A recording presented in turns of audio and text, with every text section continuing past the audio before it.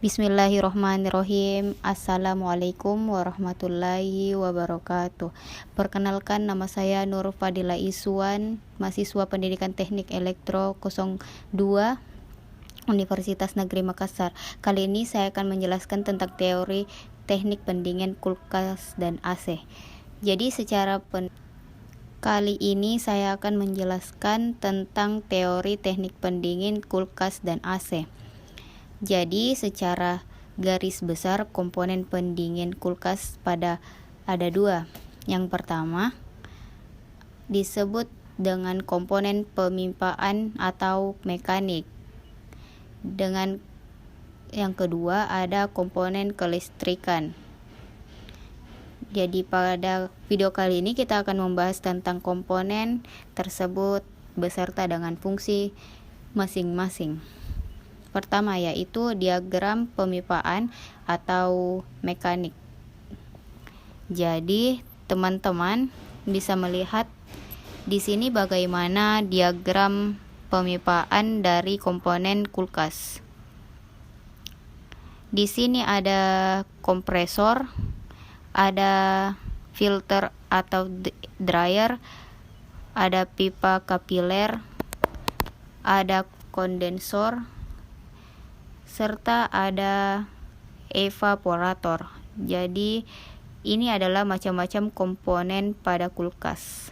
Kompresor fungsinya sebagai mesin penggerak freon atau fluid ke sistem. Jadi kompresor ini bekerja dengan cara menghisap dan mendorong. Teman-teman dapat melihat bentuk kompresor ini seperti tabung gas berwarna hitam. Selanjutnya kita masuk ke kondensor.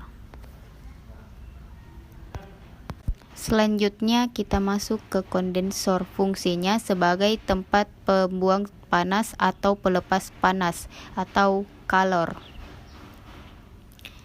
Jadi di sini kita dapat melihat bentuk kondensor itu seperti ulir-ulir yang berliku-liku. Selanjutnya komponen yang disebut dengan filter atau dryer. Fungsinya sebagai penyaring kotoran atau uap air. Di sini kita bisa melihat bentuk dari filter dryer. Di sini kita dapat melihatnya yang ditunjukkan dengan tipe kecil yang berwarna kuning. Selanjutnya ada pipa kapiler, berfungsi sebagai penurun tekanan dan merubah bentuk freon dari uap ke cair. Jadi pipa kapiler ini bentuknya kecil seperti bentuk lidi. Kalau teman-teman ingin membayangkan bentuknya, itu lebih kecil lagi daripada jarum. Selanjutnya ada bagian komponen. Ada komponen evaporator. Evaporator berfungsi sebagai tempat penyerapan panas atau kalor. Jadi komponen evaporator ini merupakan komponen yang terdapat di dalam kulkas di bagian rak yang apabila teman-teman perhatikan komponen ini berwarna putih. Jadi seperti ini yang ditampilkan. Selanjutnya kita masuk ke diagram kelistrikan pada kulkas. Jadi kita dapat melihat atau memperhatikan di sini ada diagram kelistrikannya. Pertama-tama kita akan menjelaskan fungsi dari steker atau colokan. Fungsinya sebagai penghubung listrik.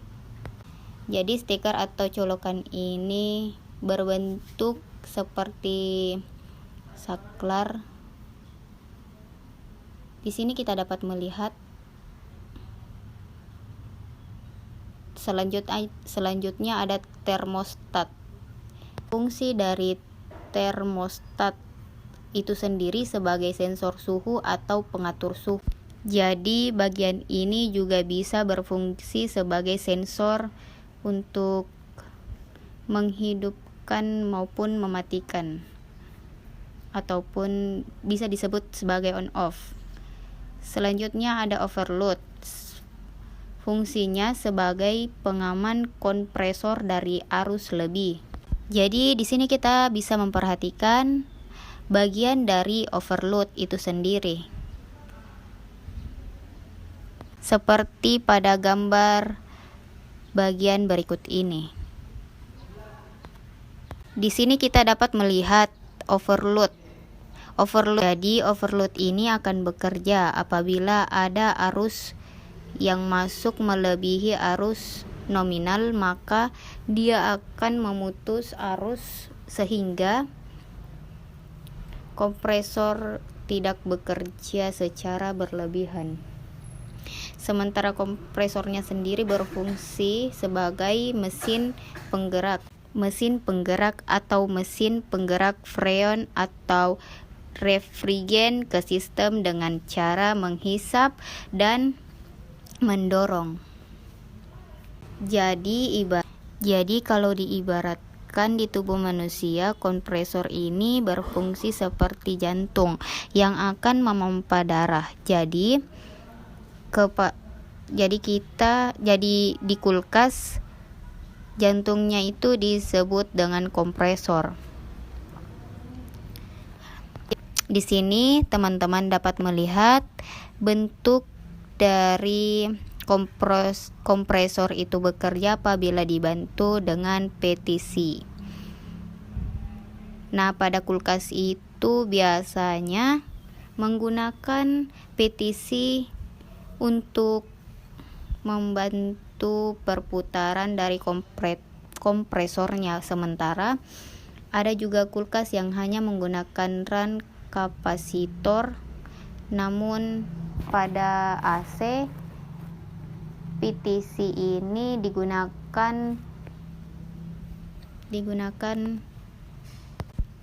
sebagai penggerak kapasitor, namun terkadang ada pula yang menggunakan keduanya. Kemudian selanjutnya ada door switch atau saklar lampu, berfungsi sebagai saklar yang berada pada kulkas, serta lampu berfungsi sebagai lampu penerangan pada kulkas itu sendiri. Nah, sekarang kita masuk ke prinsip kerja mesin pendingin. Sebelum masuk ke prinsip kerja mesin pendingin ini, kita harus paham tentang yang mana termasuk komponen mekanik serta komponen kelistrikan dari kulkas tersebut, sehingga kita dapat memahami secara detail bagaimana prinsip kerja mesin pendingin tersebut. Jadi awalnya apabila kita mencolokkan ke listrik, akan ada listrik yang mengalir melalui penghantar atau kabel. Jadi listrik yang masuk itu arusnya akan melewati percabangan. Jadi ada arus yang ke termostat dan ada pula arus yang menuju ke saklar. Jadi pada saat termostat dinyalakan, maka arus akan masuk ke door switch atau saklar pintu. Jadi pada saat kompresor dinyalakan, kalian akan melihat listrik masuk melalui termostat. Setelah itu listrik akan melewati overload motor protektor. Selanjutnya di sini kita akan menjumpai percabangan. Ada yang disebut dengan gulungan starting dan ada yang disebut dengan gulungan running. Jadi gulungan start ini akan bekerja pada saat kompresor pertama kali dinyalakan. Sementara gulungan running akan bekerja pada saat atau selama kulkas tersebut dinyalakan. Jadi listrik akan masuk dan alirannya seperti ini. Kemudian di sini kompresor akan menyala. Nah, di sini kita dapat melihat listrik tidak mengalir pada bagian starting karena terjadi pada bagian petisi ini. Setelah dialiri arus, dia akan menjadi panas sehingga hambatannya menjadi besar. Hal itu menyebabkan listrik akan mengalir ke bagian running. Selanjutnya listrik akan mengalir menuju ke sumber listrik itu sendiri. Nah, proses ini akan terjadi secara terus-menerus dan jadi pada saat listrik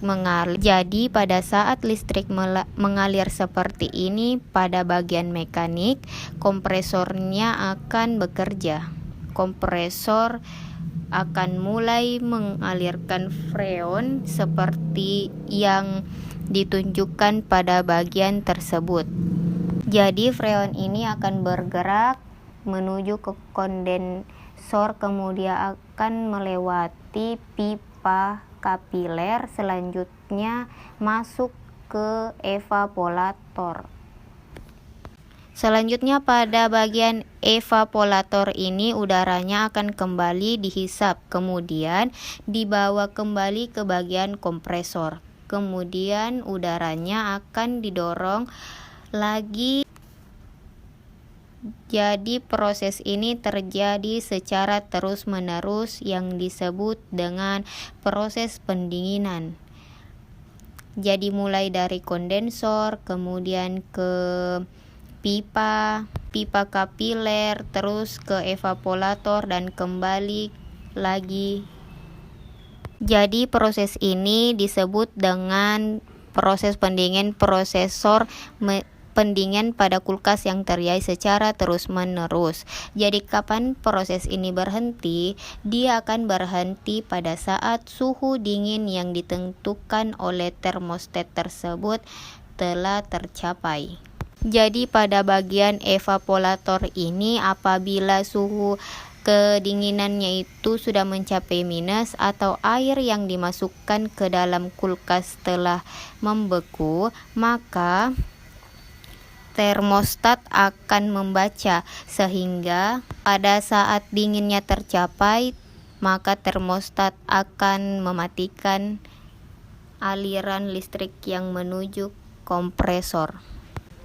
Jadi pada saat termostat ini memutuskan arus, maka listrik tidak akan masuk ke dalam bagian kompresor sehingga freon tidak lagi bergerak. Jadi sampai kapan proses terhenti ini terjadi, yaitu pada saat suhu pada bagian evaporator sudah menjadi hangat, maka hal itu akan membuat termostat otomatis kembali menyala. Jadi pada saat termostat kembali menyala, maka arus listrik akan kembali masuk ke dalam kompresor, kemudian freon kembali bergerak. Jadi proses tersebut kembali membuat kulkas atau kompresor kembali bekerja. Hal ini merupakan yang sangat penting dari prinsip kerja dari mesin pendingin. Jadi prosesnya bisa dilihat sebagaimana yang tergambar. Hal ini terjadi secara terus-menerus. Inilah prinsip kerja menyerap dan membuang panas. Jadi penyerapannya itu terjadi pada bagian yang disebut dengan evaporator yang seperti ini, kemudian akan dibuang pada bagian kondensatornya sendiri. Jadi proses ini terjadi secara terus-menerus, diserap dan dibuang sampai di prosesnya mencapai suhu yang telah ditentukan pada bagian termostat. Nah, yang berperan sebagai komponen yang akan membuang maupun sebagai pengganti suhu adalah yang disebut dengan freon. Jadi freon ini akan menyerap panas kemudian kembali ke kompresor. Jadi kompresor ini merupakan bagian yang sangat penting karena dia yang berpusat sebagai kinerja dari kulkas tersebut. Jadi prinsipnya hanya sederhana saja, di mana yang berperan adalah freon dalam hal ini sebagai penukar kalor, dan yang menggerakkan freon tersebut adalah bagian yang disebut dengan kompresor. Baik, selanjutnya kita akan masuk ke analisa kerusakan komponen mekanik. Seperti yang dijelaskan tadi, kompresor ini akan memompa freon keluar. Freon ini kemudian sistem yang digerakkan oleh kompresor. Jadi itu adalah prinsipnya. Jadi ada freon yang bersirkulasi di sistem tadi yang digerakkan oleh kompresor, maka di mesin pendingin dia akan dingin di dalam evaporatornya. Nah, kapan dia tidak dingin? Yang pertama, jika terjadi kebocoran. Nah, pada saat tersebut freon akan keluar, yang biasanya terjadi pada bagian evaporator. Jadi pada saat freonnya keluar, yang keluar ke sistem hanya angin, sehingga mesin pendingin tidak bisa dingin lagi. Yang kedua, apabila ada buntu. Jadi buntu itu biasanya terjadi pada bagian yang disebut dengan pipa kapiler. Pada bagian ini sering sekali terjadi kebuntuan pada kulkas. Jadi pada saat terjadi kebuntuan, freon tidak bisa mengalir. Nah, kebuntuan ini menyebabkan freon tidak dapat bergerak sehingga hanya tertinggal di kondensor, sehingga akan mengganggu dari proses pendinginan kulkas tersebut. Kemudian kompresornya rusak atau macet. Hal tersebut dapat menyebabkan freon tidak bisa bersirkulasi. Jadi apabila jantungnya atau dalam hal ini kompresornya mati, maka sistem tidak dapat bekerja sehingga mesin pendingin tidak akan dingin. Jadi ini adalah analisa kerusakan yang biasa terjadi pada komponen-komponen mekanik. Selanjutnya kita akan masuk kepada analisa kerusakan komponen kelistrikan. Hal ini juga biasa terjadi, sehingga sangat penting bagi kita untuk mengetahui bagaimana komponen listrik tersebut bekerja saat dinyalakan, bagaimana saat listrik masuk di termostat, kemudian arus masuk ke overload, kemudian arusnya menuju ke kompresor sehingga kompresornya akan menyala atau on, dimana pada saat menyala itu akan dibantu oleh PTC, dimana hal ini akan membuat arus cenderung mengalir ke bagian running. Kemudian arus akan mengalir ke listrik atau ke sumber listriknya. Jadi seperti yang dijelaskan sebelumnya, prinsip kelistrikan yaitu menyalakan dan mematikan kompresor secara otomatis. Jadi kompresor ini akan dihidupkan dan dimatikan secara otomatis. Selagi kompresornya hidup, maka di mekanik tidak akan ada masalah.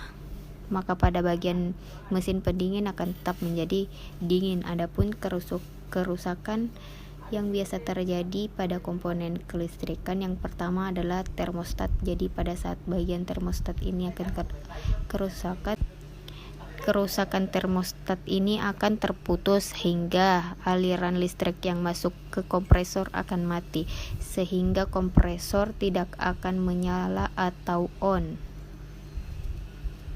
sehingga pendinginan pada kulkas tidak bisa berjalan. Yang kedua, overload merupakan komponen yang bekerja sebagai pengaman pada saat ada arus lebih. Jadi pada saat bagian ini rusak, maka tidak akan tersambung lagi sehingga listrik tidak akan sampai ke kompresor. Hal tersebut akan membuat kompresor tidak bisa on atau tidak bisa menyala. Selanjutnya ada PTC atau kapasitor. Jadi PTC atau kapasitor ini terletak di bagian ini, dapat dilihat pada gambar.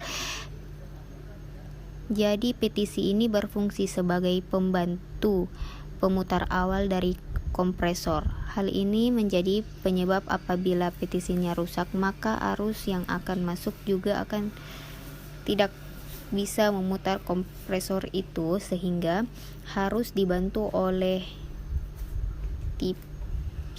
sehingga apabila petisinya rusak, kompresor tidak akan menyala, sehingga aliran freon tidak akan terjadi dan mesin pendingin pun tidak akan dingin.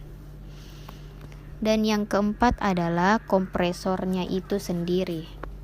Jadi kompresor itu biasanya rusak akibat terbakar apabila overloadnya tidak bisa menahan lagi, maka gulungan pada kompresor akan terbakar, atau ada macet, jadi kotoran yang terlalu banyak dapat membuat kompresor ini macet. Dua hal tersebut menjadi faktor-faktor yang bisa membuat kompresornya atau mesin pendingin itu menjadi rusak. Kemudian selanjutnya ada kabel. Pada bagian kabel ini ada kerusakan yang terjadi, biasa terjadi, mungkin ada kabel yang putus dimakan tikus atau hal-hal lainnya bisa menyebabkan arus listrik yang masuk tidak sampai ke kompresor. Baiklah, itu tadi penjelasan tentang bagaimana prinsip kerja pada mesin kulkas maupun AC. Semoga apa yang disampaikan dapat bermanfaat dan berguna bagi teman-teman sekalian. Lebih dan kurangnya mohon dimaafkan. Assalamualaikum warahmatullahi wabarakatuh.